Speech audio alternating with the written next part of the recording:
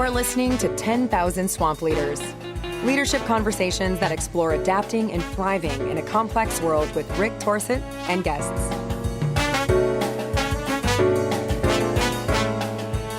Hi, everybody. This is Rick Torsett, and welcome back to 10,000 Swamp Leaders. 10,000 Swamp Leaders is a podcast where we talk with leaders who are experienced at dealing with highly complex, messy, wicked, or what we would call swamp problems, because they have lessons to teach us, wisdom to pass on to us. And today it's a really warm pleasure for me to have a friend and colleague on who I've known for about 15 years, Sharon. Sharon Wood is my guest today. Sharon comes to this conversation with a massive amount of leadership experience, as modestly as she is inclined not to own that, Sharon. At least 3 decades of time working with Chinese companies at the highest levels in the organization, doing work not just inside China, but globally, representing the company, dealing with issues of IPOs, the recycling industry efforts that they had to employ, getting the organization situated as a global entity. And another item that I think, Sharon, will be interesting for us to talk about is mentoring future generations in a family business, which is its own level of complexity, I am guessing. So, Sharon, welcome to the podcast.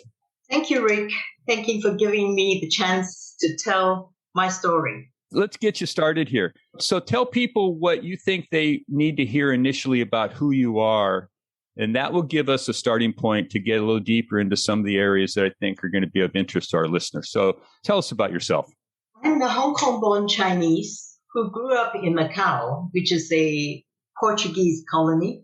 So people see me as a Chinese, but if you take away that head of mine, there's nothing very Chinese about me because I grew up in a very Western environment.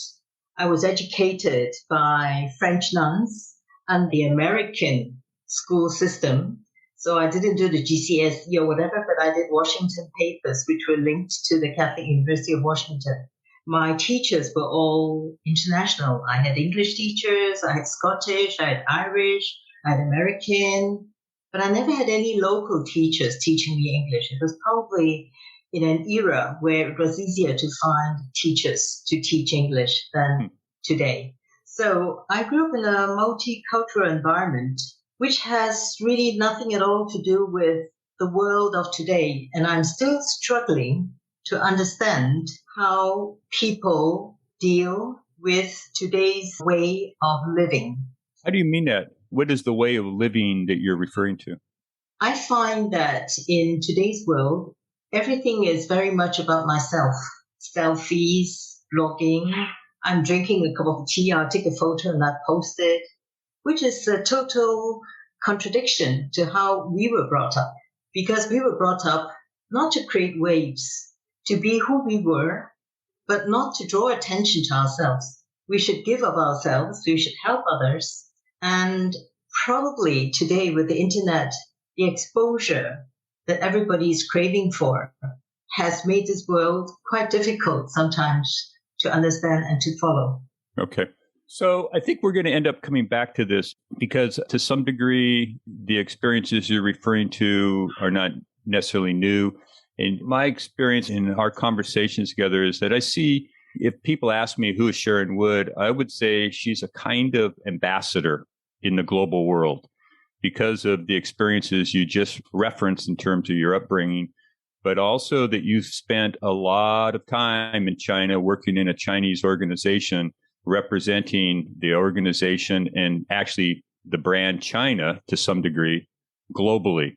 So you've had a lot of, as you call it, cross-cultural environmental experiences as a leader. So we'll get into that a little bit, but let's start a little bit in more specifics. Where did your leadership journey begin, and who or how were you influenced in that journey? Well, like I said, I was born in Hong Kong, but I moved over to Macau. My family moved to Macau when I was really just a baby. And at the age of 12, my father abandoned us. So I had a very, I would say, unique childhood because I had to learn to help the family from a very, very young age.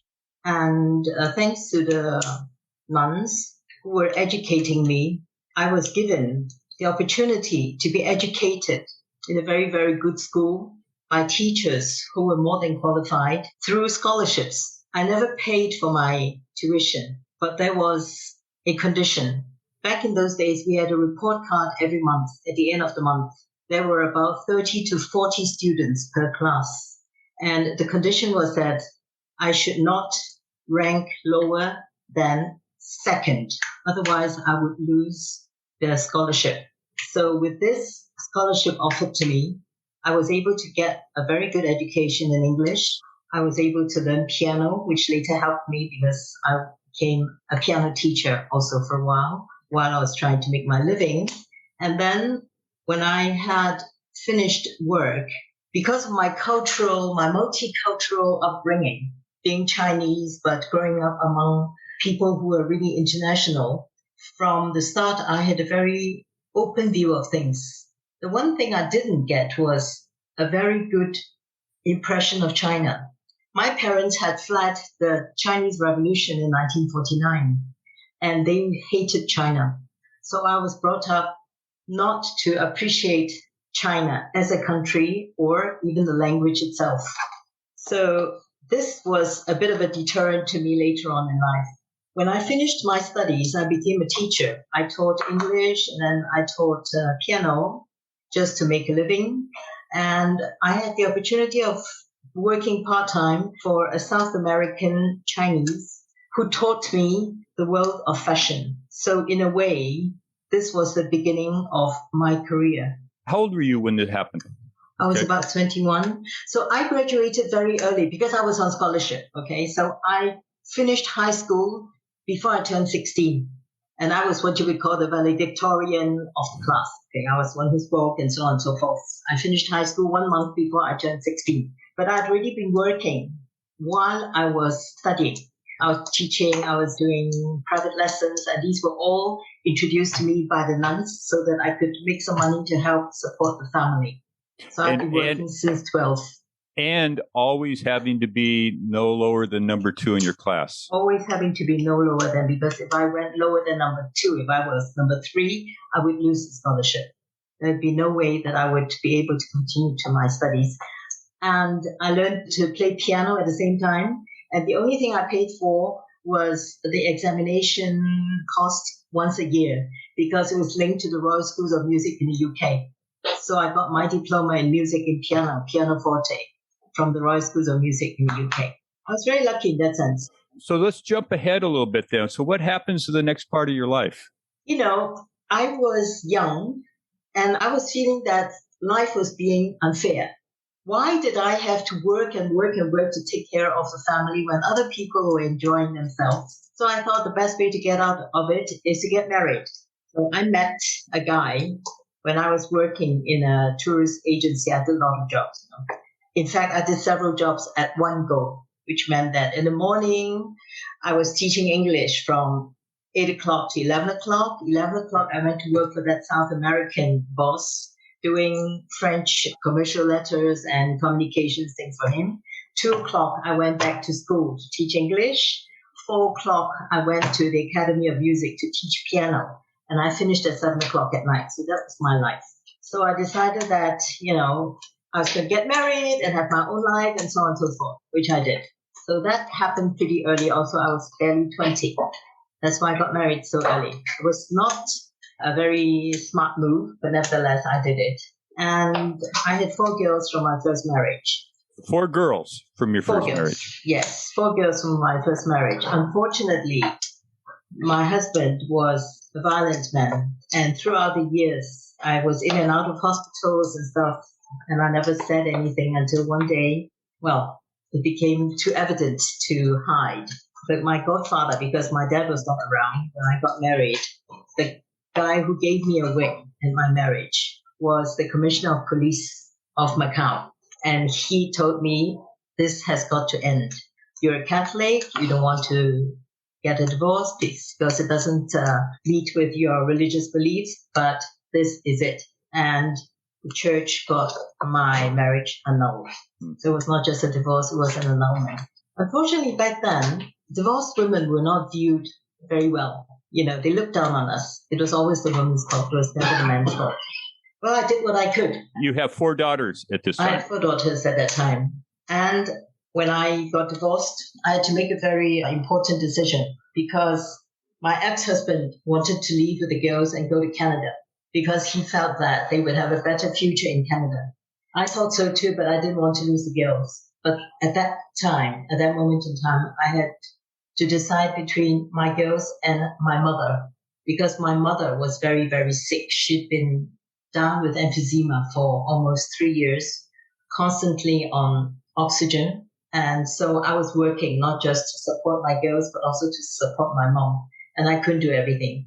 So I had to make a choice. Either we split the family up, I took 2 girls and he took 2 girls, or I left the girls with him so I could take care of my mother. So I decided to go with the latter. I gave up on the girls and let them go with their dad to Canada. But what he did was, the condition was that I would continue to support the girls. So I put all my 4 girls through school, which is why I continue to do 3-4 jobs a month just to make things work. How long did this go on? This went on for a long time, until I was 35, 36, about 20 years. It went on for a long time. My mother passed when I was 31.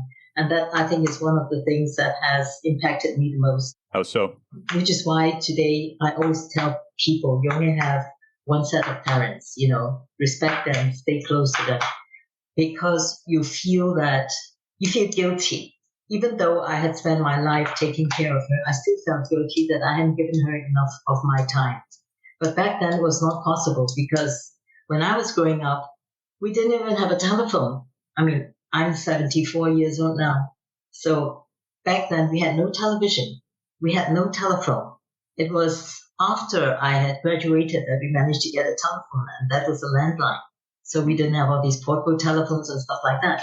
We didn't have telex or faxes back then, and certainly no computers. Not like today where you have an iPhone wherever you want to go and you can hook up with anybody and talk to anybody. Right. You can't do that, right? So I was working day and night, supporting my mother, but realizing in retrospect that I was supporting her financially, getting her the medical care that she needed, but not in terms of being there for her, because she couldn't reach me. There were no phones. Right. And your daughters at this time? So when they moved to Canada, my oldest daughter was 11 and my youngest daughter was only 7. How were they doing in Canada without you? So we sent letters. We communicated by letters, but that was about it. Because back in the 80s, long distance calls were very expensive. I went to see them a couple of times in Canada, but they were already a lot bigger when I went. They were in their early teens when I went to see them. But there was already a lack of communication because, we didn't grow up together. My eldest daughter was close to me because she was practically the only one that I took care of. And I remember very clearly that later on in life, when they had graduated, they came back to visit me. And my third daughter, Angela, she came back to visit me. And the first thing she came out was, "I hate you, Mom. Why did you leave us on our own? Why didn't you care for us?" And I told her, I said, "That's not true." She said, "That's what Daddy said." I said, "That's not true." So what I did was I showed her the monthly transfers that I made to Canada to pay for their schooling and their expenses. I was making 5,000 Hong Kong dollars a month in salary from Air France. 3,500 of my salary went to Canada. 1,000 of my salary went to my mom. I was living on 500 a month. So anyway, whether you say that it's a good thing or a bad thing, that's how life is. I met my husband. He was also a divorcee. We got together. Nothing was planned, of course.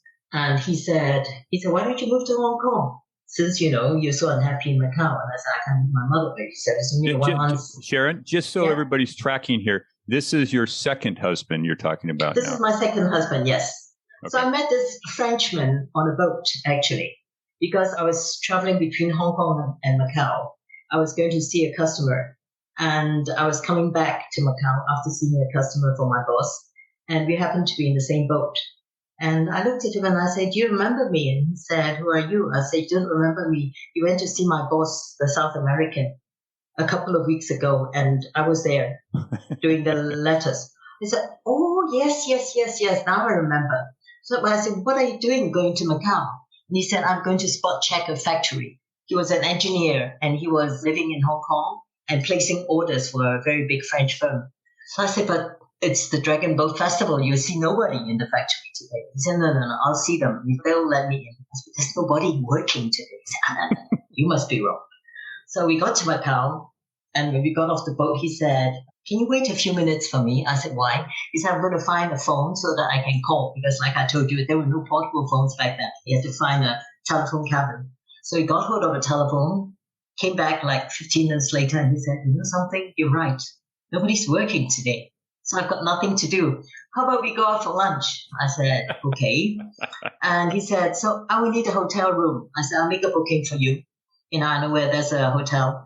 And I made a booking for him in the Hotel Sintra. So got in his room and he said, so shall we go out for lunch? I said, I have something to ask you. He said, what? I said, your room has a fantastic view of the bay. And at 3:00 this afternoon, there will be the Dragon Boat race. I am a divorcee. Can I bring my kids here to watch the race from the window? And he said, sure, why not? He said, tell you what, let's go for lunch. And after lunch, we can ask them to come. All right. So I said, okay. So we went for lunch in the hotel and I called the girls and they took a taxi and came to the hotel. So when the knock came, knock, he opened the door and he looked at me and he looked at them and he looked at me again and started to count 1, 2, 3, 4. I said, yes, 4. So that was the introduction he had to me and to my family. And we should, because I know your husband a little bit, we should jump forward to say at this day, right now, they're still part of his life. Yes, they still are. That's true. All right. So this is a remarkable tale. And I want to move you ahead a little bit because somewhere down the road here, you find yourself working for a Chinese company that has big aspirations to do work outside of China and around the world. So can you move us into this conversation a little bit about what that was like and how you got there and a little bit about what then happened? So he proposed that I move over to Hong Kong. And I thought, what can I do in Hong Kong? I need to find a job. So he said, Air France is looking for a staff, looking for a PR person. Why don't you go and interview? I said, I don't know anything about the airline industry. He said, I'll give them a call. He didn't know them. He's French, okay, but nevertheless, he didn't know anybody in Air France. He just called and made an appointment for me, and I got an appointment at 3:00 in the afternoon. So I went up and I saw the general manager. His name was Mr. Kraft, like Kraft cheese, Mr. Kraft. So Mr. Kraft takes me and he says, do you live in Hong Kong? I said, no, I live in Macau. Ah, you live in Macau. Do you speak French? I said, yes, a little bit, schoolgirl French, because it was quite elementary. I said, I do speak French. I can manage. So he said, shall we do the interview in French? And I said, okay. So we did the interview in French. So he says, what do you know about the airline industry? Nothing. Have you done any PR work? No. You don't live in Hong Kong. You haven't done PR work. Do you know who we are looking for? I said, well, I think you're looking for a PR staff to help with sales. I said, I can do sales. That I can do. Besides that, I don't know very much. I'm happy to learn. So we had an interesting conversation that lasted about 2 hours. And then I left, took the boat back home to Macau because I was staying with my mother. I walk in the door and my mother says, Air France called. Really? Mr. Kraft, you know Mr. Kraft? I said, yeah, that's the big boss. But he wants to see you again on Monday. Apparently he made a good impression. I said, okay. So I went back on Monday and Air France offered me a job. He said, you don't fit the post that we're looking for, but I need a personal assistant to help me with the French community. And since you speak French, enough anyway, and you speak Portuguese and you speak English and we've talked together and you're not very Chinese, you understand the European mentality, I would like you to come and work for me as my personal assistant and be my representative with the French community in Hong Kong, if you don't mind. I said, I'd love to do that. I don't mind. Okay, but you need to give me a little bit of time to resign from the work that I have in Macau, because I was working with that South American back then in the fashion business. So I quit and I moved to Air France. And that was in 1981. So I moved into Air France, and that, I think, is where my real learning started. How to deal with difficult situations and learn to adapt in order to survive. So the fact that I got, well, let's say I became his personal assistant, people were very curious because they couldn't understand that somebody who's not in the business managed to get employed. And so I spent a week learning the ropes of the trade. And then I started going out to call on customers. Things worked out well. I think I had an easy way of talking to people. And it wasn't really difficult. But I really didn't know how to do my job, which meant that if somebody was asking me, how much does it cost a ticket from here to here? I said, listen, I'll come back to you tomorrow, okay? So I managed to get a lot of things going. And I think my boss was pretty happy with me. And at the end of 2 years, in my third year, I was sent to Paris for a lot of training over a period of 8 months because my boss was promoting me to be head of reservations and ticketing, a job that some of my colleagues had expected to get. They'd been in the company for 10 years, and I just leapt over their heads and got that job. You'd been in there just a year or two then? Yes, in 2 years. So it strikes me that you're still employing the finish no worse than second strategy in your career. Well, yes, I guess that's inculcated into me. It's in the brain. My brain says do it, so I did it. And that's when I discovered how important it was to get along with people. I didn't know that. There was a lot of jealousy and a lot of hatred of me. How did you navigate that? Well, to give you an example, there were meetings that I wasn't invited to. I wasn't even told about, which I found out later. So I went to them and I said, what happened? I wasn't told about this meeting, and Mr. Kraft was not very happy with me. So, yeah, why do we have to tell you about this? Okay, you may be ticketing manager, but you don't know the first thing about this. So, that was the kind of attitude that they have, because Chinese are Chinese. They don't have to be nice to you. So I decided that what I needed to do was to make friends of everybody. So I went out and I told them, yes, I don't know. I didn't come here to take over your post. All right? I need your help. You need to help me. You need to help me. Otherwise, I won't be able to do what I have to do. I'll give you the credit for whatever you do. I don't need to take the credit. And that's what I learned. Get the help you need. Give the credit back where it's due, and things will work out.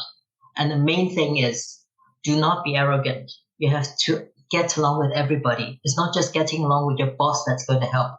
You need to get along with everybody, your co-workers, the middle management staff, even the guy who cleans the office. My boss came to me and he said, when you call, he comes running with a cup of tea. I have to call him like 5 times before he even answers me. It's just a matter of respect. You respect the guy. He comes in and he says, Miss Ling, in the morning, would you like a cup of tea now or later? So I'm the boss. I'm not his boss. He just feels that he can talk to me. Later on in life, when I was working for the Chinese, it was the same thing. They used to ask me, why do you smile all the time? I said, first of all, if I smile, I'm happier. Secondly, I said, if I smile, people smile back. He said, yeah, but you're a vice president. And vice presidents do not smile at the people who are under them. I said, well, I'm sorry. I'm not Chinese enough for that, which is why I ended up being called the French lady. So, Sharon, there's an important element that you're slowly moving towards, but let's make it more explicit for listeners here, because I think it's a condition of which people who lead often have to deal with, and oftentimes they're not very good at it. And that is, let's start by framing it as culture, and then we can break it apart into different kinds of culture.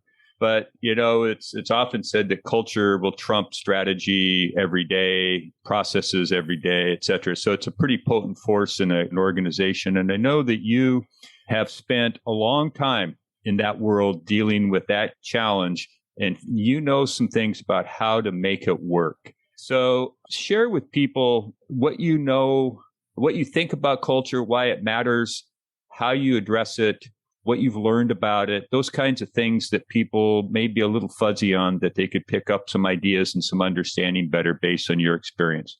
Culture is very important today, especially. People used to stay in their countries and not travel, but now we're all over the world. We're all over the place, and culture is very, very important. What I've learned between my years of service in a French company compared to my years of service in a Chinese company, are totally different. When I was working for Air France, the hierarchy was very, very much felt. The expatriates, they were the big bosses. Then you had the middle management, which were the rest of the managers, including me. And then you had the staff underneath. So I found out at a very, very early moment that if I had to get somewhere, I had to deal with everything and treat everybody alike. I treated my boss with a lot of respect, but I would never, how can I say that? There's no favoritism among the bosses who were French and the bosses who were Chinese. The reason I say this is that in the last 3 years in Air France, I was in charge of administration and personnel. And in a French company like Air France, the local recruits had different rights and benefits compared to the expatriates. But whatever the case, it's not because they were expatriates that they were allowed to get away with things. So I was always fair in what I did with them or with my other colleagues. And that, I think, came through very clearly. And it helped me a lot because back then they used to worship the ground that the expatriates walked on in order to gain favor. And I'd never done that. And because I didn't do that, they respected me back. So I had a kind of standing in the company that the others didn't have. Right. And that wasn't attributed to the fact that I was Chinese, I was not Chinese, I was brought up in a different environment. Had nothing to do with that. So that, I think, is pure common sense and self-respect. You respect yourself. I am who I am. I treat everybody fairly, whether he's the guy who's sweeping the floor or whether he's my direct boss. So I want to stay with this, but I want to move you because you have spent the last 20 years working for China Ting, which I think it's going to help people to understand what that organization does to start with. But by the time and I'm also laughing at your bio because you talk about retirement. When I read that, I have to tell you, I laughed. I said, I don't think this woman ever is going to retire from anything. No, I'm going to be fired. but formally, maybe so. Bring us into a little bit of the more current present here, because you spent the last 20 years at a very senior position in a very large organization doing work around the globe. And I want to return to the culture aspect, but I'd like you to put it in the context of the work that you were doing in your recent tenure at China Ting in the positions that you held as an executive leader in the organization. So people have the context of what the work is and then what you were doing inside that. So actually, my two careers are linked. What I did in Air France actually set the scene for how I was going to react when I was in China Ting. Because Air France gave me a lot of opportunities and learning that I had never expected. When I was in Air France, I was ready to do anything. And what the bosses did was every time they had something new, they threw it at me. So aside from starting as a PA, I became assistant sales manager. I set up their offices in Macau, got the general sales agent, set up Taiwan. And then Air France went on to represent Promo Salon, which is a government NGO entity that represents all the big exhibitions in France. Back then, there were about 23 of them. I did that as well. I said I'd give it a try, and I did, and I ended up doing it until I left.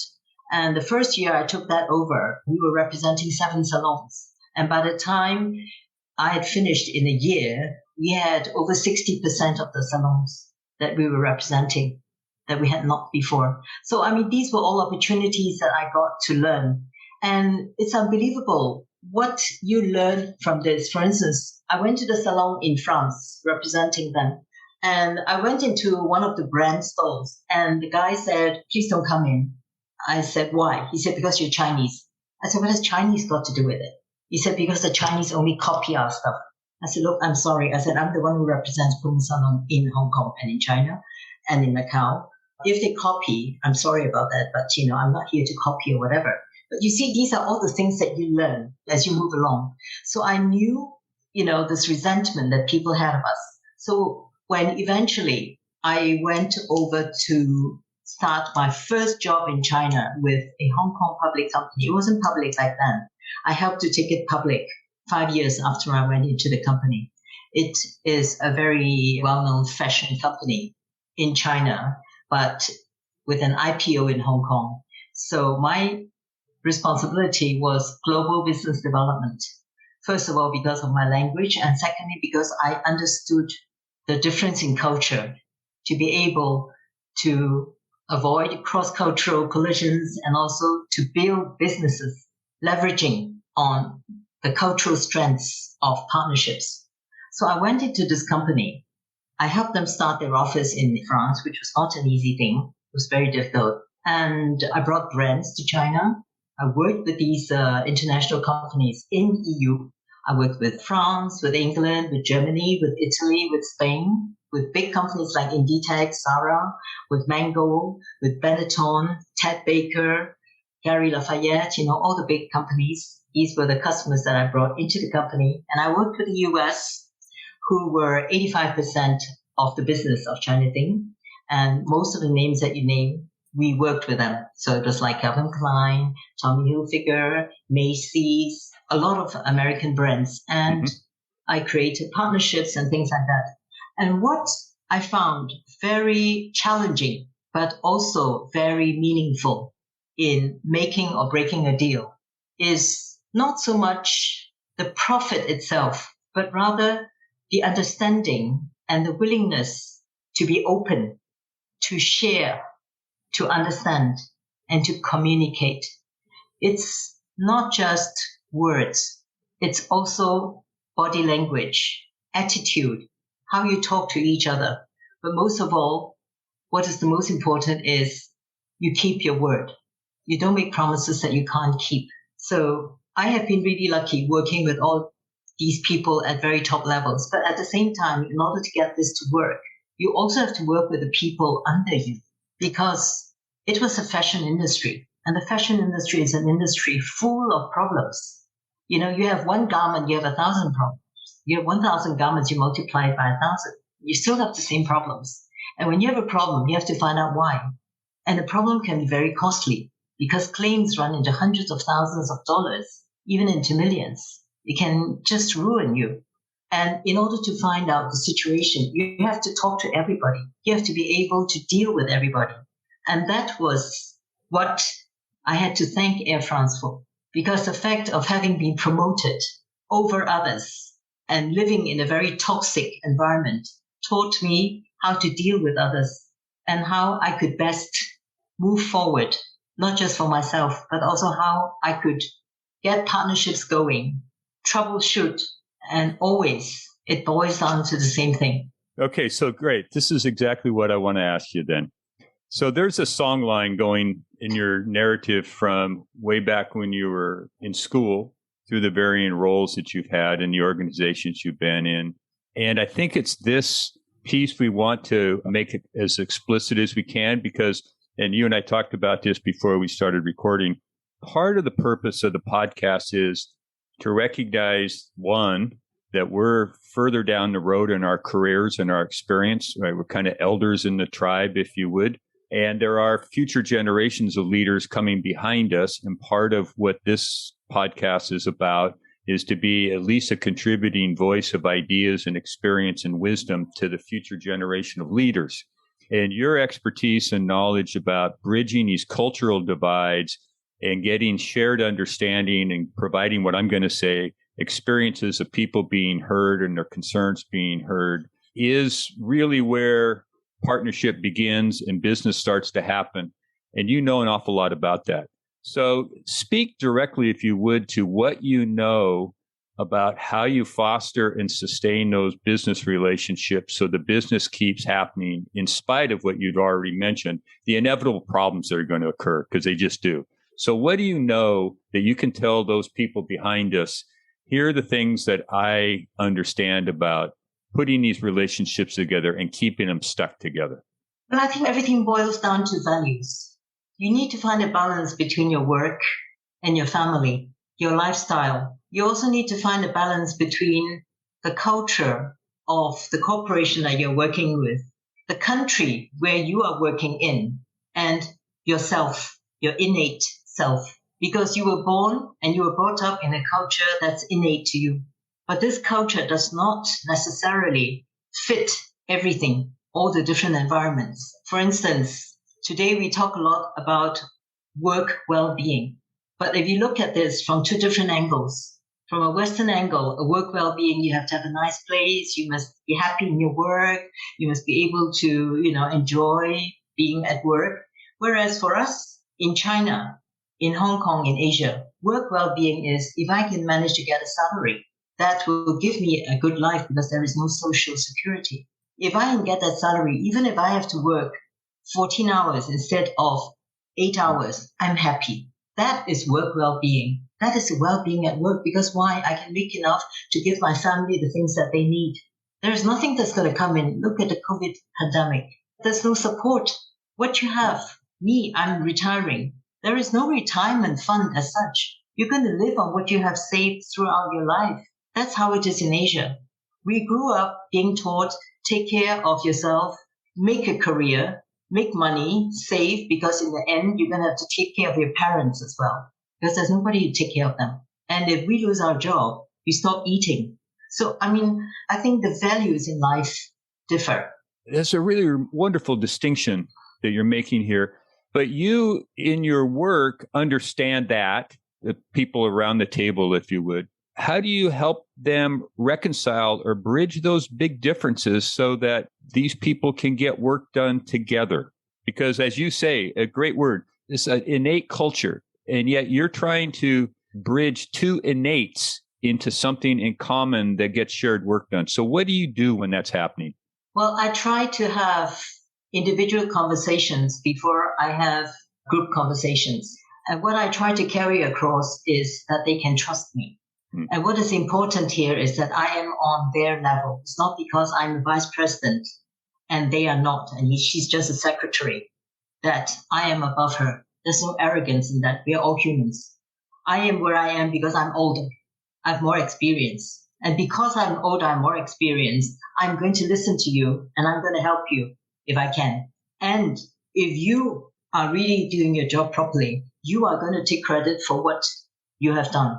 I will not take the credit for you. Even among vice presidents in the group that I was with in China, Ting, this is what happened at the beginning. They didn't trust me because they found that the bosses, the family, were treating me differently. And the reason the family were treating me differently was they didn't know what to do with me because I wasn't the usual Chinese.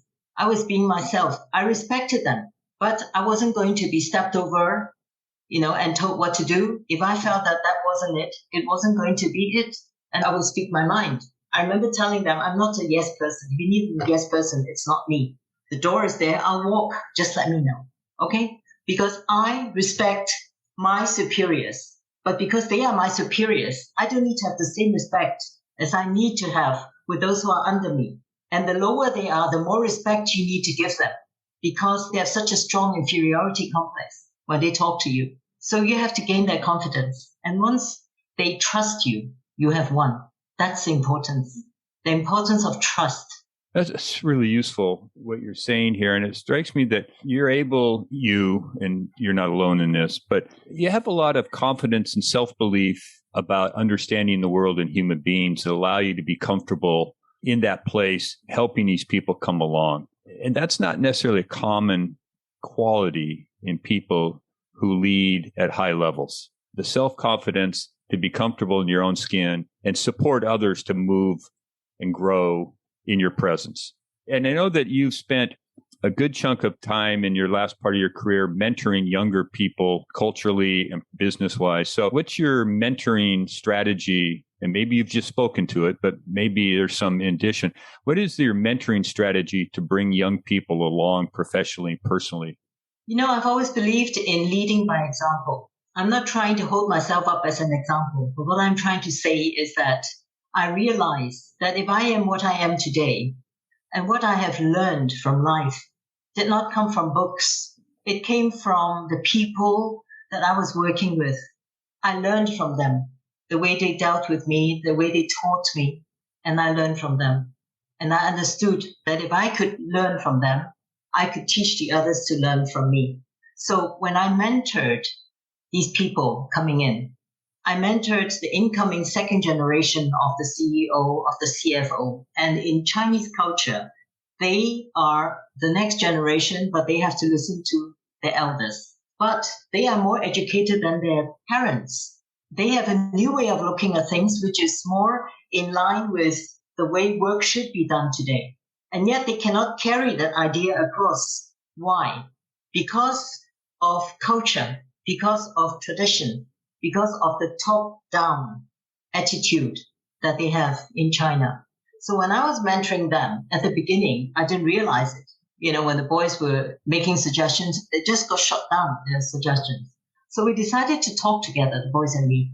We said, listen, we really need to get this across. How do we get this across? Just so we understand, the boys are the next generation. The next generation, yes. And they're talking to not just their bosses, but their parents.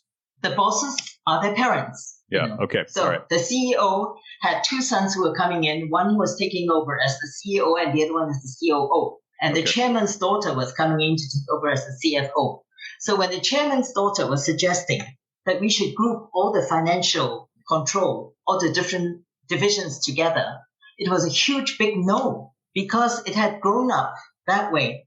And it was a family business. So the big company was made up of 20 individual factories, and each factory had a boss, and each boss was a member of the family. You understand how difficult it was? Sure. So, and these are the younger generation coming in, just finishing school, and they talk to their parents and say, you should be doing that. And parents say, what do you know, you young upstart? We are the ones who have been so successful. You should learn from us. That was the kind of attitude you ran into, So I was not part of the family. I was an outsider. That made it easier for me to talk to the boss, to the boys, not so much to the boss, but to the boys. So the boys and the girl, whatever. So we sat together and we put our heads together and we said, how can we get this message across? So we found a way. We would propose it in a different manner. They wouldn't just come straight out with it. They would come up with a story. They would work over it. If it was an idea that was not going down the right way, the idea would be mine. If the idea was a good one and it was accepted, it was theirs. That's how we did it. We made a game of it and it started to work.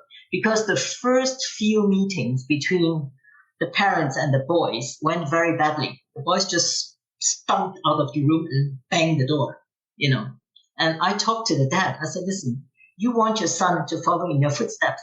Give him some respect. Give him some leeway. Let him express to you what he thinks, and then you can explain to him what you think. I was lucky because I was older than all of them. And they listened to me because this is also part of culture. The respect for the elders, So I wouldn't say that there is one single formula for all these things. You just have to play it by ear. But I think that in general, for me, what really works is leading by example. Leadership does not come from books. It comes from example. If you are a boss and you are in the office every day at 10 to 9, nobody will dare to come to work at 10 o'clock. But if you are always late, who is going to be on time? It's simple. Simple stuff. Yeah, it's very simple stuff, Okay, so Sharon, unfortunately, we're kind of coming to the close here. This has been a really insightful conversation for me. One of the things I want to say to the listeners is that didn't get mentioned here is you have 4 daughters. You actually don't have 4 daughters, do you? No, I have 6. You have 6 daughters. Yes. I have 6 daughters, and 4 of them are in the medical field, 2 of them in the financial field. I've been very lucky. Okay, so I have 2 questions for you to finish. They're not related. They might be related. Can you share 1 or 2 things you've learned about leading that have come from your leadership failures? And I ask this question because I think it's at least accurate that we learn more from our failures than we do our successes. At least we remember more of it. So you got a couple things that you know about leading that you learned the hard way because you got it wrong? Oh, I'm sure. There are so many. Give us a couple. Well, when you're young, you think you know everything. So when people say something, you jump in with your opinion. I've learned not to do that anymore. Put your foot in your mouth. And that happened too often, for one thing. Okay. And the second thing is, I think something that really, really helped me was that if I really did something wrong, to own up to it. Doesn't matter if it's embarrassing or whatever, you have to own up to it. And when you own up to it, you feel better. The situation gets sorted out and people respect you for owning up to your mistakes. I cannot think of any single ones. There have been so many, but I know that this is what I learned from my mistakes. Okay. So last question here. So you have 6 daughters, and I know that you have grandbabies now as well. Only 2. But this format, this digital podcast, ones and zeros all strung together in audio and visuals and stuff like this, gosh knows, this could live forever out there in cyberspace. So as you sit here as a grandmother, what advice do you have for your grandbabies about leading themselves in the world that they might be able to leverage from their grandmother when they're old enough to even think this stuff matters? For me, it's always just been one formula. Keep the communications going. Keep the communications going. Keep the communications going. And communications are two-way, not just one way. You do not punish a child.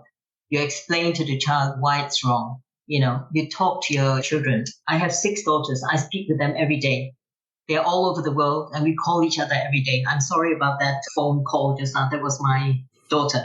She's in Cambridge at the moment and I know that she can't call me tonight, which is why she's calling me now. That's the usual habit. When she can't call me at night, she calls me now. So I think that there's nothing more important than being able to communicate with your children. Because if they're happy at home and they think that they can talk to you with all their problems, all their ideas and everything, and it doesn't get thrown out the window, they will always be there and you will always be there for them. But if they can't talk to you, they will find other people to talk to. And that's when you don't have your family around you. I would hope so, anyway. It also sounds like if it works at this level with family, it's got to work as a leader talking to people who you're trying to lead. Yes, communications. Because communications works at all levels, whether it's within the company, with customers, with partners, whatever. If something goes wrong, you have to talk. And what you need to be, I think, for me, what I appreciated most, the comments from my staff was that they found that I was very accessible, not just to be talked to. I would understand, I would talk to them and I wouldn't judge them, but also the fact that I am available at all hours of the day. Sometimes they call me at 3:00 in the morning. And I take the phone. That's it. So Sharon, we're going to bring this to a close, but I'm just going to say this out loud because I think it's a crazy idea we probably won't do. I just am thinking what it would be like to have a podcast episode with Sharon and her 6 daughters at the same time. That could be pretty wild, and we might want to play around with that idea a little bit. But in the interim, hey, first of all, thank you so much for coming on to 10,000 Swamp Leaders and sharing your wisdom and your stories and your experience. I very much appreciate it.